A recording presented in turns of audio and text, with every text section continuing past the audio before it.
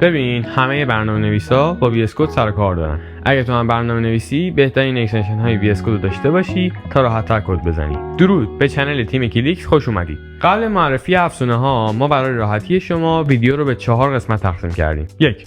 افزونه‌های فنی، 2. افزونه‌های تم و بصری، 3. افزونه‌های زبان‌های برنامه‌نویسی و 4. یه افزونه نوستالژیک خفن که سورپرایزی هم هست. بخش اول افزونه‌های فنی. افزونه اول پریتیر.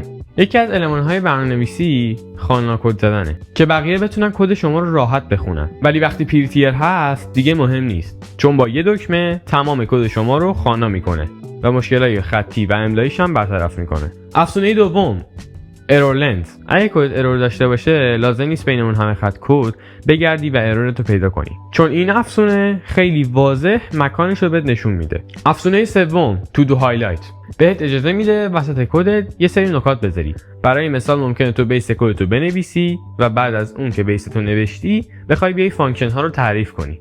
افزونه چهارم کد اسپل چکر. موقعی تایپ کردن ممکنه بعضی از حروف کلمات رو اشتباه بنویسی، دیگه چه برسه به کد زدن. افزونه کد اسپل چکر میاد غلط‌های املایی کد شما رو میگیره. برای مثال شاید کد شما از لحاظ سینتکسی کاملا درست باشه ها، ولی یکی از کلمات رو به جای تی نوشتی آر و خب ممکنه پرینتت کار نکنه. افزونه پنجم لایف سرور. اگه شما هم HTML و CSS کار کرده باشین میدونین این که بخواید فایلتون رو هی سیو کنید و ریفرش کنید خیلی کار سختیه و رو مخه. واسه همین لایف سرور اینجاست. شما موقعی که داری کد میزنی همون لحظه برای شما فایلت رو ریفرش میکنه. افزونه ششم سیو تایپینگ. حالا شما موقع سیو کردن نیازه که هر دفعه کنترل اس بگیری، ولی با این افزونه دیگه نیازی به این کارا نیست. چرا؟ چون که شما هر دفعه که تایپ میکنی هر کدوم از دکمه‌های کیبوردتو که میزنی واسط به صورت کامل فایلتو سیو میکنه. بخش دوم افزونه‌های تم و بصری. افزونه اول وان دارک پرو. یکی از بهترین تم‌های VS Code که کلی طرفدار داره و تو میتونی با هر سلیقه‌ای تم مورد علاقت رو انتخاب کنی. افزونه دوم VS Code Pets.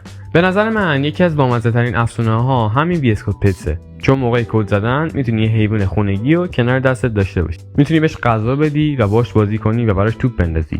تازه کلی شخصی سازی هم داره که میتونی رنگش رو عوض کنی، رنگ بک‌گراند رو عوض کنی و حتی خود حیوان رو عوض کنی. یکی دیگه از اکستنشن هایی که میتونه دیزاین VS Code تو خفن کنه همینه. افزونه وایبرنسی. این باعث میشه VS Code تو مثل مال من شیشه ایشه. فقط یه سری تنظیمات داره که الان بهتون میگم. بعد نصب افزونه اول یک بار F1 بزنید و بنویسید Reload Vibrancy. بعد توی ستینگ ویندوز بخش دیسپلی حتما چک کنید که تیک ترانسپرنسی روشن باشه. بعد از اون توی تنظیمات VS Code اپاسیتی افزونه رو روی 1/10 بذارید. بعد دوباره F1 بزنید و همون عبارت رو بنویسید. حالا VS Code رو ببندید و دوباره بازش کنید و تمام. VS Code شما مثل تم جدید iOS شیشه ای شد. بخش سوم افزونه‌های زبان‌های برنامه‌نویسی. ببین شما وقتی میخوای توی VS Code کد بزنی ممکنه بعضی از زبان‌ها رو ساپورت نکنه و نیاز باشه که مثل پایتون یا آناکوندا بریزی یا برنامه خود پایتون رو. ولی توی VS Code شما میتونید افزونه‌های منتشر شده توسط خود مایکروسافت که باعث میشن VS Code شما از زبان‌های برنامه‌نویسی پشتیبانی کنن رو نصب کنید. حالا دیگه نیاز به ریختن پکیج‌های اضافه نیست و دیگه فقط بحث ساپورت کردن نیست، توی دیباگ کردن هم بهتون کمک میکنه. من بعضی از اونها رو نام میبرم ولی مطمئنم که همه زبان‌های برنامه‌نویسی توی VS Code یه افزونه دارن. پایتون، HTML و CSS ساپورت، جاوا، C یا C++، PHP.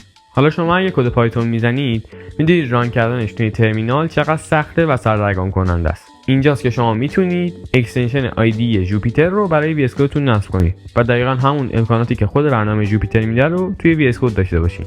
فقط نکته‌ای که داره اینه که فایل‌های پایتونتون رو از پسوند py باید به ipynb تغییر بدید.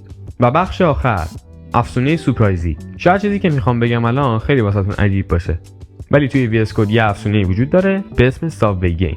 دقیقاً همون بازی که ایرانی‌ها توی بچگیشون بازی می‌کردن. من واقعا نمیدونم که چرا توی VS Code وجود داره، ولی شما میتونید دانلودش کنید و موقع تایم استراحتتون بازی کنید. خیلی ممنون از شما که تا آخر ویدیو رو نگاه کردید. هدف تیم ما بزرگتر کردن کامیونیتی برنامه‌نویسا توی یوتیوب فارسیه و خوشحال میشم که توی این مسیر همراه ما باشید و این کامیونیتی رو با هم دیگه رشد بدیم.